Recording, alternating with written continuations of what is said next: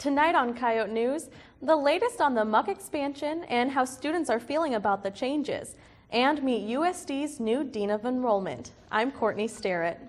And I'm Taylor Moore. USD students and Vermilion residents are pitching in to keep the Missouri River clean and free from debris. And following a noticeable name change is Howler Sports Bar living up to customers' expectations.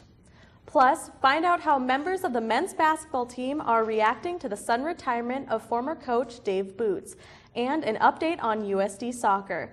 Those stories are coming up, but first, the headlines with Caitlin Steffel. The mother of the man who police say shot and killed 12 people at the Washington Navy Yard says her heart is broken. Police say Aaron Alexis went on a shooting rampage early Monday morning before being killed by police. Kathleen Alexis says her son's actions will have an everlasting effect on the families of the victims. In the days following the shooting, there have been reports that Aaron Alexis suffered from mental illness. Hundreds of people are still missing in Colorado following the heavy rain and flooding.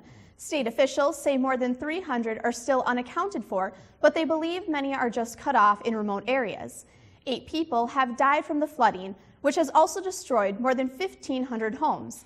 The flooding was caused by a downpour that dumped more than 21 inches of rain in Boulder, nearly double the area's average rainfall. The U.S. Appeals Court has ruled that the like feature on Facebook is protected by the First Amendment.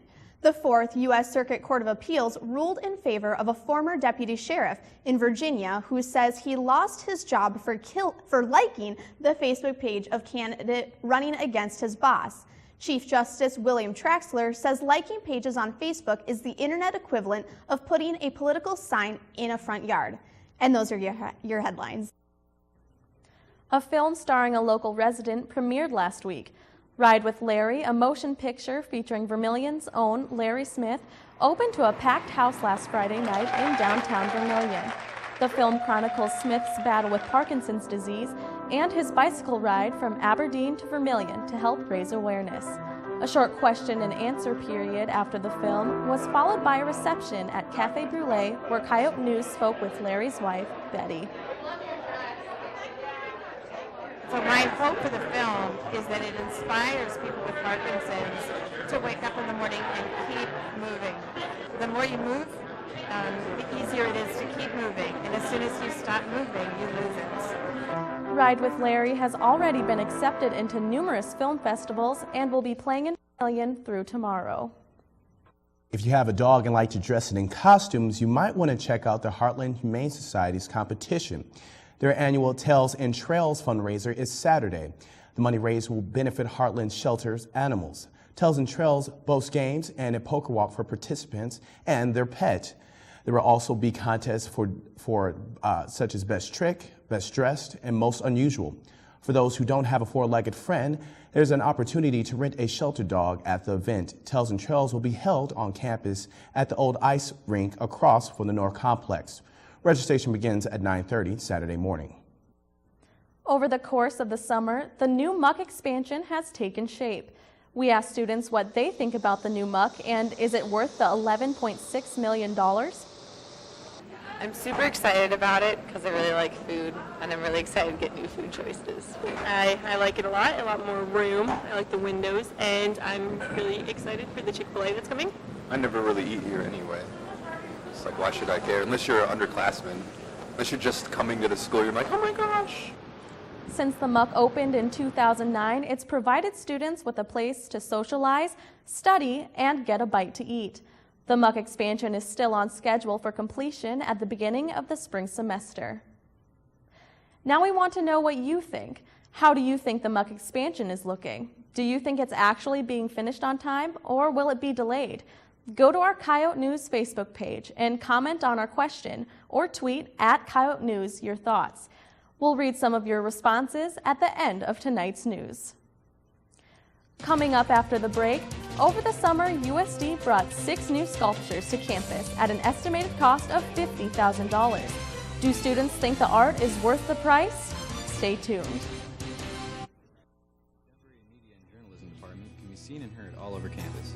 Faculty members know that hands-on experience now is the key to success after college. Get professional experience by participating in one of the many practicums offered. Have your voice heard on the radio. Edit a promo for a campus organization.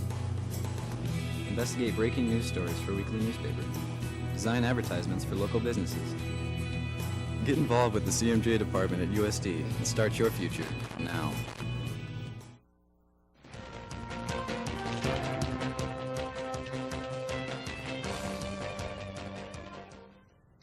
USD students and Vermilion residents are doing their part to keep the Missouri River clean. The National Park Service, Missouri River Institute, and Vermilion Chamber of Commerce held their first cleanup project at the Clay County Park over the weekend. We've been running cleanups on the river in other areas for several years, and we're doing the first cleanup here, and we'll see what we find and how we can make this section of the river better. Tim Cowman says the cleanup focuses on picking up everyday litter that collects along the shores, but also some larger items that take away from the river's beauty. A lot of that is left over from the flood 2 years ago. So there are things like broken up boat docks out there, there's lawn furniture, there's even pieces of sheds and buildings like roofs and so on. More than 24 volunteers loaded into boats and covered 12 miles of river between Myron's Grove and the Newcastle Vermilion Bridge. Nathan Bedoya is a junior at USD studying sustainability. He has advice for students who spend time at the river. Just keep your trash with you. Pack it out, pack it in. Just don't lose anything. Cowman says that the Missouri River is especially important because of its historical significance. The cleanup is meant to restore the river to its pristine state. This segment of the river is a special segment of river. It's a wild and scenic segment. It was designated by Congress as such back in 1978. And it has a lot of the qualities and characteristics of the river back during the time of Lewis and Clark's expedition in 1804, as well as the steamboat era. Cowman says the Institute will continue to monitor the buildup of litter and debris along this part of the river. How much accumulates will determine whether the cleanup is an annual or biannual event. As USD students return for the fall semester, they may have noticed a few additions to campus. 6 sculptures courtesy of the Sculpture Walk of Sioux Falls were installed on campus last July. The cost of the project is estimated at $50,000. Fine Arts Dean Larry Sco says the goal is to embellish the campus. To continue to beautify our campus and our community, the Vermilion community, and that's what these public art pieces do. Despite the university's efforts, student reactions have been mixed. Is it worth it? I don't know, but they look neat. The one by the Arts and Sciences looks like 4 pieces of concrete. I feel like most statues look like they were just kind of blocked where they are. The current sculptures are not permanent, and the university plans to replace them every 2 years. On this week's blog, Chuck Gresser wants people to stop being so judgmental on campus. Some people are just so negative. They want to complain about anything, whether it's politics, pop culture, jobs, or school. I've heard rumors and complaints about the campus itself, and I can recall a few examples I'd like to correct. First, the campus sprinkler system is great. No matter what time of the day you're walking, there's always a chance you're going to make it to class looking like the aftermath of an alligator attack. Even if you don't get wet, there's an even better chance the relatively new, but relatively uneven sidewalks sends you and your coffee or your phone to the ground. But to me, every time I trip and fall, I view it as another opportunity to pick myself back up. Thanks, USD. Another frequently criticized campus attribute is its artwork. Listen, it's art. If you don't like it, then you don't get it. And if you don't get it, then you actually get it. You're not supposed to understand art. That would be ridiculous. You're just supposed to use it as a landmark. As in, meet me at the giant comma, or use it as a background for those ridiculous selfies you're always taking. My final example of negativity comes from a recent chat I had with a swimmer, who, by the way, wishes to remain anonymous, so we'll call them Flipper. Flipper spoke negatively of USD's swimming pool, calling it a joke. The main reason Flipper feels this way is that the pool is laid out in meters, not yards. Well, I say boo-hoo. When you look at it in the big picture, almost every other country in the world uses the metric system. The university saw the way the world was advancing and took matters into their own hands. So what if the rest of the U.S. swim world uses yards? We're different, and I like it that way. I could go on, but they're telling me I'm out of time. If you come back next week, you'll get a glimpse into my take on why we have so many squirrels here in Vermilion. For Coyote Blog, I'm Chuck Gresser. Thanks, Chuck. Some of you may have noticed that Vermilion has a new restaurant. It's right across from the Dome, where Pros used to be. On this week's Yote Report, Jillian Doom takes a look at the new Howlers. USD students dating back to the 1970s will recognize the name Pros Sports Bar, but the incoming class of 2017 will know the Dakota Street establishment by a different name.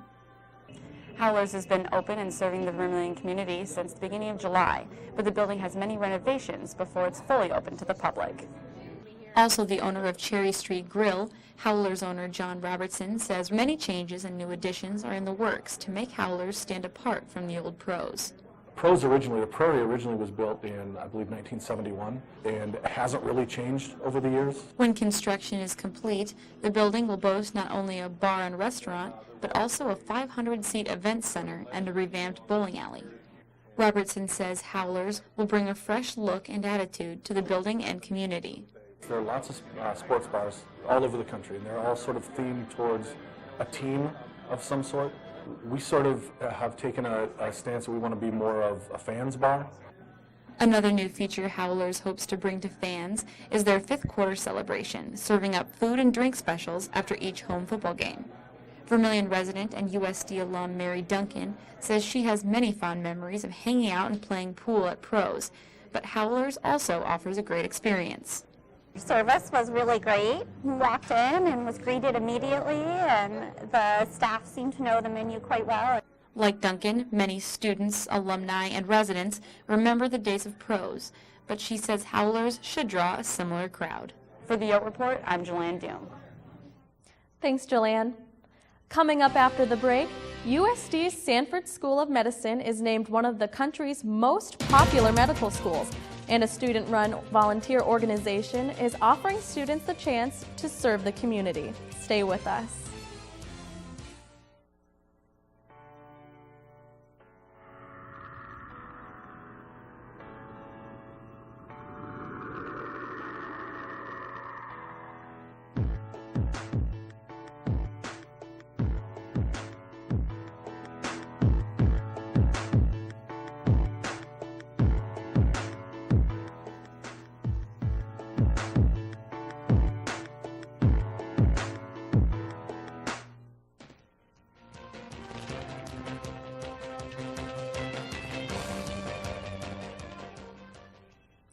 Over the summer, USD named Mark Petty the new Dean of Enrollment. Coyote News' Mackenzie Schaff-Benter met with Petty to find out if enrollment standards might be changing. The new Dean of Student Enrollment, Mark Petty, had worked at different institutions around Iowa ever since he began in admissions as a college student 16 years ago. Over the years, his love for the job hasn't changed, but what does he think about the change of location? I sat down with Petty to figure out what his impressions are of USD so far. It's a wonderful institution. Still being new here, I'm discovering things each and every day, but there is a really great culture here on campus. It's large enough where students have the opportunity to be their own person, but it's small enough to have a very family-type atmosphere. Although Petty is having a great time working at USD, it's not the location that makes him excited to work as the Dean of Student Enrollment. Each and every day is different, and that's the fun thing about working in admissions, because some days are filled with working with families, and while other days are stuck looking at data and planning. Move-in day is probably the most favorite part about my job, because we'll work with students year-round. Sometimes we work with students 9 months, 12 months, even longer than that, and the staff really builds that strong relationship with the student and their family, and then all of their work and effort pays off on move-in day. While he loves staying connected with the students, bonding with his family is what truly puts a smile on Petty's face. My 10-year-old son took piano lessons last year, so it was fun to play the piano with him and have him learn something that I did when I was younger too. I just enjoy spending time with my family, working outside, going to different college events. For Coyote News, I'm Mackenzie Schaff-Benter. Thanks, Mackenzie. Student-run community service organization, it's kicking off this week. SERVE offers opportunities for students to volunteer locally for 6 different programs. Coyote News' Kathleen Surrey is live in the Muck with SERVE President Kate Bauer to talk about how students can get involved. Kathleen. Thanks, Taylor. Their official kickoff may be this week, but the participants of SERVE have been contributing to the local community for many years. We're talking about USD's largest student-run volunteer organization. Thanks for being with us today, Kate. Of course, no problem. So for students that might be new to campus, can you tell us what SERVE stands for? Yeah, SERVE stands for Students Enhancing Resources for Vermilion Enrichment. And can you briefly describe each of SERVE's individual programs to us? Yeah, we have 6 different organizations. There's Big Pal, Little Pal, which is similar to a Big Brother, Big Sisters organization. There's Cultural Connections, which pairs international students with USD students. Then we have Adopt a School, which is the same thing but put in a school setting. There is Variations of Volunteering, which is kind of you do different random volunteer projects throughout the year. There's Heroes, which is a middle school program, and Adopt a Grandparent, which is paired with a grandparent in town. Awesome. And how do students get involved in SERVE? We actually have a kickoff this Thursday right here in the Muck Pit Lounge. It's going to go from 11 o'clock to 1 in the afternoon. All right. Thanks so much, Kate. Once again, that was Kate Bauer, president of SERVE. And live from the Muck, I'm Kathleen Surrey. Thanks, Kathleen. U.S. News and World Report has ranked USD's Sanford School of Medicine as one of the top 10 most popular medical schools in the nation. Schools appearing on the list are recognized for enrolling the highest percentage of accepted students, 74% or greater. USD ranked 5th on the list, which is up 2 spots from last year, while the University of Kansas Medical Center topped the list. The Sanford School of Medicine is regularly recognized in the U.S. News and World Report's national list. In March, the publication ranked the med school in its top 10 list for rural medicine, marking the 4th time since the school has appeared on the list. Coming up after the break, live correspondent Nicole Griffith talks with a member of the men's basketball team to find out how players feel about the sudden retirement of former coach Dave Booth. Plus, an update on how USC soccer and softball teams are faring so far this season. Coyote Sports is next.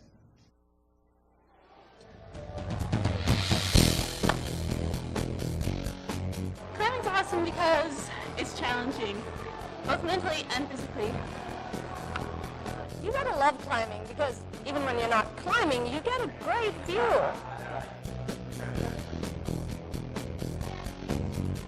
Climbing's great because I feel like Spider-Man.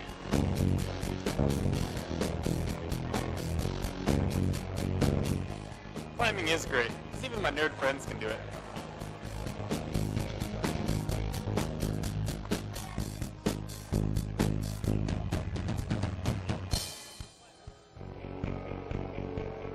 Climbing's awesome because there's always someone who has your back. Come to the rock wall and figure out why climbing's awesome for you.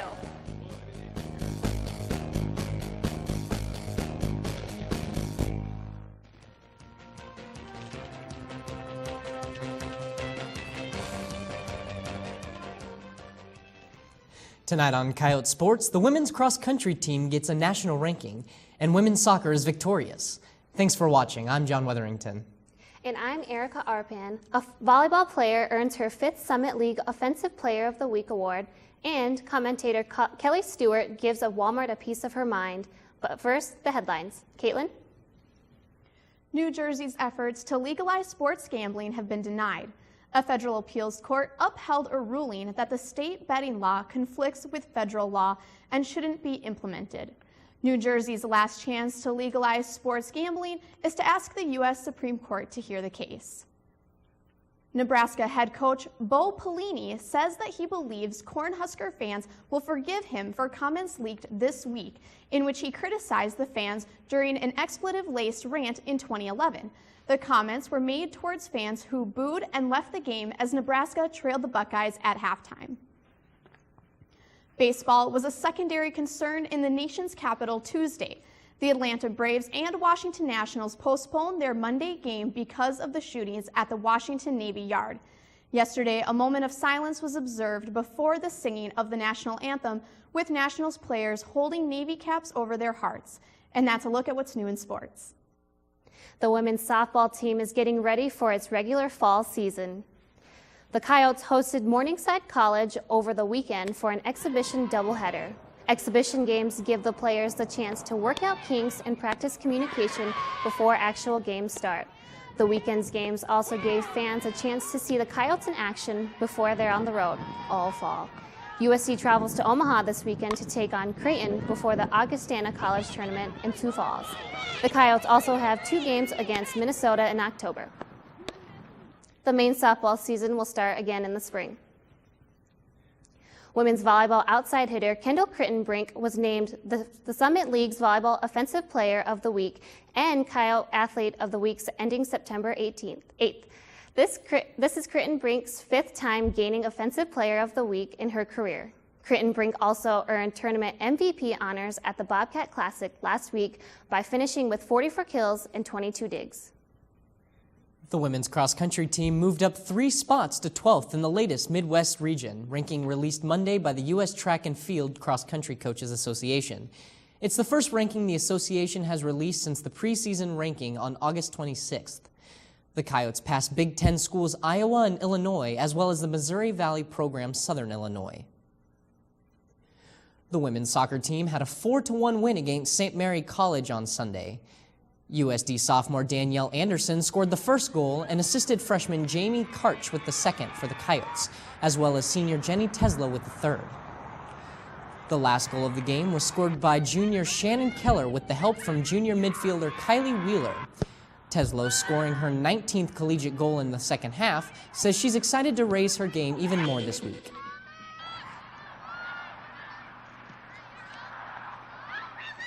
We play UND on Friday, and they're one of our biggest rivalries, so I'm really excited about that.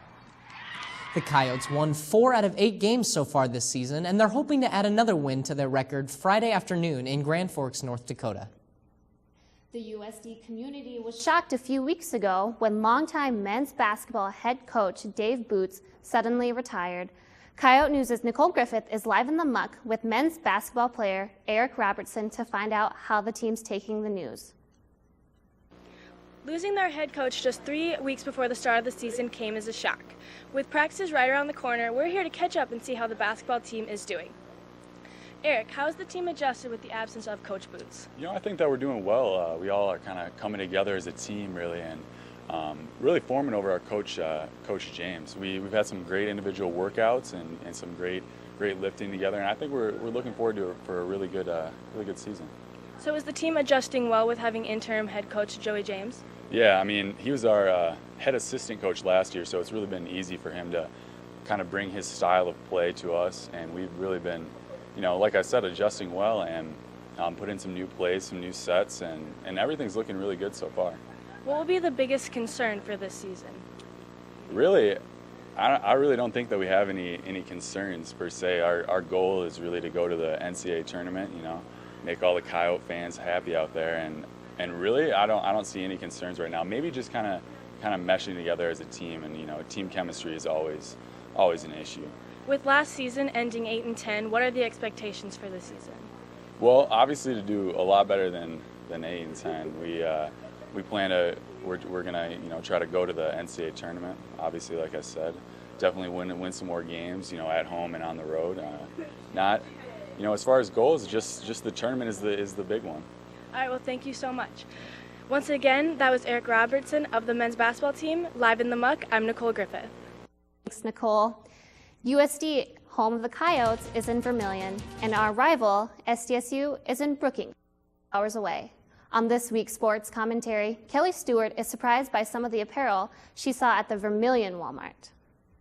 As a typical college student, I found myself shopping at the local Walmart just the other day. On my way from the cereal aisle to the office supplies, I saw something disturbing. When I say disturbing, I mean I saw something yellow. Yellow with a little blue. I saw South Dakota State shirts at the Vermilion Walmart. Now, let me take a step back. I love rivalries, I respect rivalries, and I've played in rivalries, including some USD-SDSU battles. I've learned to respect the opponent. But quite honestly, I see no reason why South Dakota State apparel needs to be sold in USD's town. First of all, if you are in Vermilion enough where you shop at Walmart, you should be cheering for the Coyotes. Secondly, if you, for some odd reason, choose to cheer for the Bunnies up north, there are plenty of other stores that sell SDSU apparel. Vermilion Walmart doesn't need to be one of them. And finally, if we're talking effective market strategies, the shirts were taking up space where more USD apparel could have been. Perhaps my opinion on this sales issue is a bit biased due to my affiliation at USD, but Walmart, I'm just trying to help you out. I will say that I noticed the vast array of USD apparel around the rack of South Dakota State shirts, and I was very impressed. Plus, you can't argue with those low prices. For Coyote Sports, I'm Kelly Stewart. Thanks, Kelly. After the break, find out how students feel about childhood celebrities acting out in public. Plus, your Facebook and Twitter responses to tonight's question. Coming up.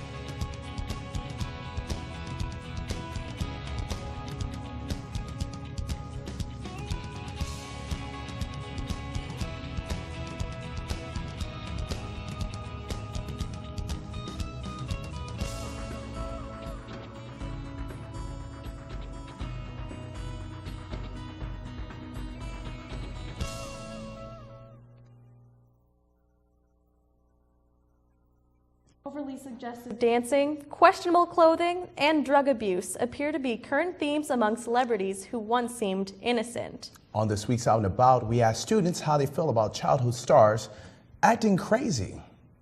I think maybe sometimes we need to just take a step back and not be so hard on them all the time. I just kind of wonder what's going on in the industry that's making them go crazy.